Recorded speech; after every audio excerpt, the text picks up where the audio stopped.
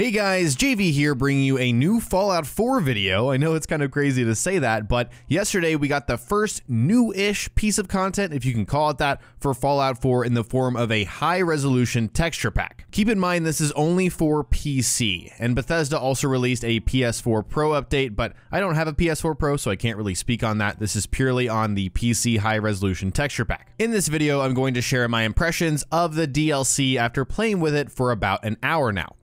First things first, let's talk about the requirements for this. First off, it is a 54.7 gigabyte download. You heard that correctly. This is about as big as a pretty large PC game, at least in my standards. Like, I downloaded Doom for my PC. It was around 60 gigs. This is like downloading another game. I mean, it's really that big, and you have to keep all the original assets as well. So this is really huge if you have all of the content with Fallout 4, and it's treated like a piece of DLC. So if you go on Steam and you're looking for it, this is a free update. It'll show up as a piece of DLC, a separate thing that you'll have to go to its own specific page for and download. Obviously, if you are looking to play this anytime soon and you have slowish internet, you want to start the download for this immediately. It's going to take a very long time if you don't have great internet. Last week, Bethesda released a set of recommendations for system requirements. So they recommend that you have an i7 5820K or better processor, an NVIDIA GTX 1080 8GB graphics card, and at least 8GB of RAM. In my system, I have an i7 6200K processor, a GTX 1070,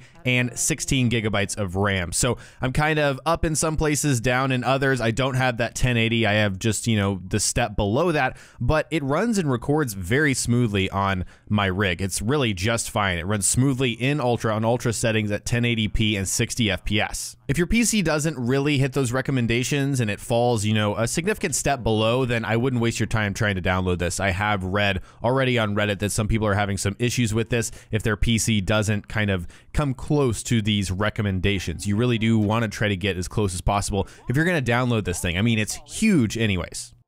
Moving on, let's talk about the biggest differences. What do you get out of this piece of DLC with the high resolutions? Well, obviously, when you get high resolution textures, you get more detailed surfaces. When you're looking at walls, when you're looking at the ground, when you're looking at a lot of just surface objects that have surfaces in the game, everything seems more detailed, and that should be obvious. That's exactly what this is for. When you do have those higher resolution textures, you notice other things as well that look better. For example, to me, the lighting seems better in places, and it's probably not because, I mean, this doesn't affect the lighting in any way, but just the fact that the lighting is hitting surfaces that have more detail, it's just the textures that make things look better overall. And on the same note, because this does kind of amplify multiple things, I think it's more atmospheric and immersive in general when I'm playing through this game. It could be, again, that I put Fallout 4 down for a while and just came back for this, but for example, you don't run into muddy, awful textures anymore. You're not going to run into a wall and think, wow, that looks really terrible. That's just not going to happen if you have this, 50-something gigs of extra high-resolution textures. In my hour, I really stuck to the front part of the game, the very first hour of the game, but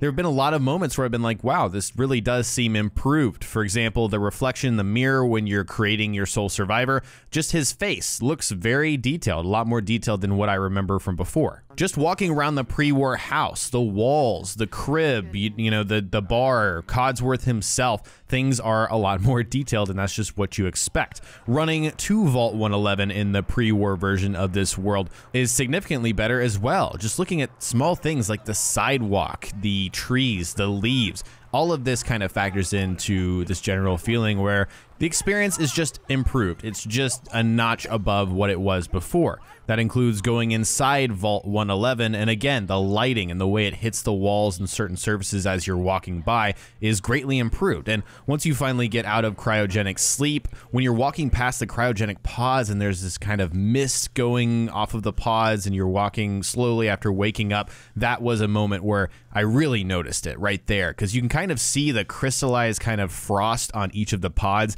and that's definitely a detail I did not notice before. Again, after waking up in the low light sort of gauntlet of Vault 111, when the sole survivor is trying to figure out what's going on, you're fighting those giant rad roaches, grabbing your first weapons and whatnot, you could definitely tell the difference on these rusted sort of walls. And when things are beaten and broken down after, the apocalypse and after you wake up from that cryogenic sleep, you can tell these differences as well, kind of in a different way than before. Grabbing the pistol from the overseer's desk was another wow moment for me, because I was looking at it like, oh, I've never seen this pistol crystal like this before. I mean, you can see the wear and tear and the grime on this thing, and you can tell this thing has been sitting here for years upon years because of these better textures. When I grabbed the Pip-Boy and slipped that thing on, you can definitely tell on the surface of the Pip-Boy and kind of the casing that this is a higher resolution as well. And I know there's a lot of mods and whatnot to kind of give this same effect or give a cool design on the Pip-Boy, but I really do like the vanilla Pip-Boy and kind of the feel that it gives off. But again, it's kind of taken to the next level with this texture pack. It's a higher resolution. When you take the elevator up and out of Vault 111 and you see the horizon of the completely destroyed, sanctuary and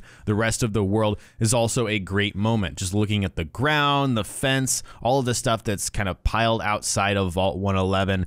Again, I feel like I'm repeating myself here, but it's just it's just a step above. It's just better. Another place where I noticed this was walking over the creek to Sanctuary and just looking at the water and how the light hits the water and how the water rushes over the texture of the creek bed and the way the light pokes through the trees and hits the ground. This is one of the more pretty scenes in the first part of the game, in my opinion, when you cross over this creek over to Sanctuary. And so that was another moment. And then finally, when I met Codsworth, again, he's just much more detailed, and the Soul Survivor himself. So when you're in conversation situations, you can tell this stuff too.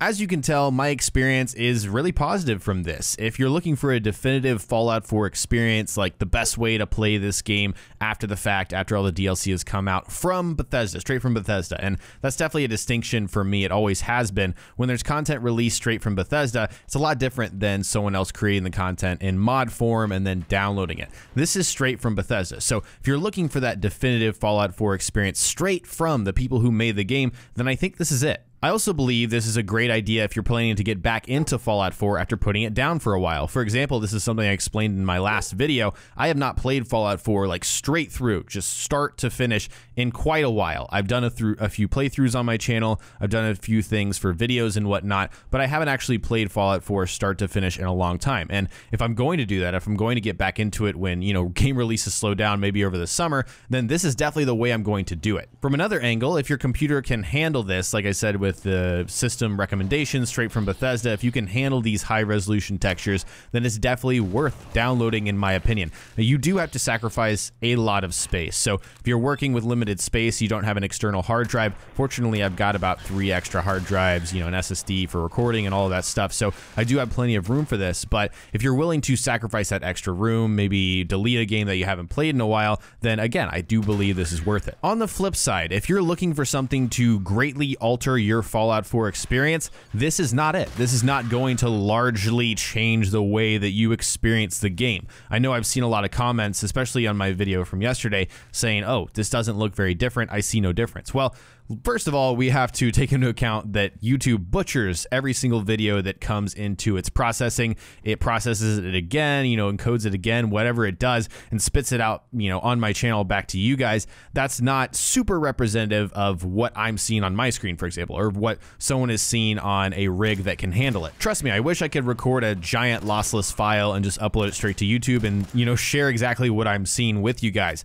But it is important to note that this is not going to largely alter your experience. Some people were expecting this thing, this DLC pack, this high resolution texture pack on PC to be game changing. It's just not. If you are looking for that kind of experience on a PC, there are so many mods. I don't even have to tell you guys that play Fallout 4 on PC. There are so many mods to play around with. That's why this game has kind of lasted so long. That's it for this video. Again, I just wanted to share my impressions of this high resolution texture pack. If you got the space, if you can run it, if you're looking for a sort of, enriched experience that's a little bit above what you experience normally through playing the game, then I think this is a great thing to download, a great thing to, carve out space on your hard drive for, and a great thing to play through the game with. I'd love to hear from you all in the comment section below. If you've downloaded this texture pack on your PC, how has this affected your experience? Do you think it's worth the hard drive space? Is this something that you recommend for other people? And also, some of you guys that have PlayStation 4 Pros, because I know you're out there, let me know what that update is like for your system, because I do want to know how that runs. It does kind of suck being an Xbox One primary player myself that we don't get kind of a special Xbox One S version with HDR and all of that. So let me know what your experience is as well in the comment section below. If you enjoyed this video, remember to hit that like button. I'd really appreciate it. And also click subscribe if you haven't already. Thanks so much for watching, and I'll talk to you next time.